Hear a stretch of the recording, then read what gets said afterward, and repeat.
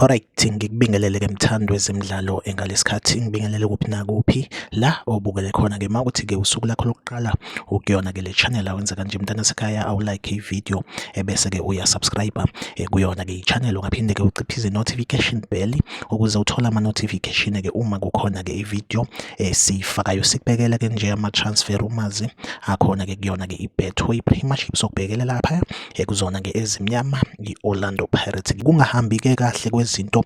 between iOrlando Pirates nomdlali ke wayo ke oyiwinga lapha na ke uMona Puleng Saleng ngathi ke sekuzoba ihistory njengoba iOrlando Pirates kubikwa ukuthi uMona Puleng Saleng ngathi ke izoyiterminate icontract yakhe ukuze ikwazi ukuthi ke imnyusele imali yakhe since ke uMona Puleng ehola ke imali ke ewu70,000 kwiOrlando Pirates ngathi ke impela ke umthombo ngaphakathi uqinisekisa indaba zokuthi ke iOrlando Pirates izofike iterminate icontract yakhe njengoba ke icontract yakhe akuyona izophela ngonyaka ka2027 ihambisana ke nawo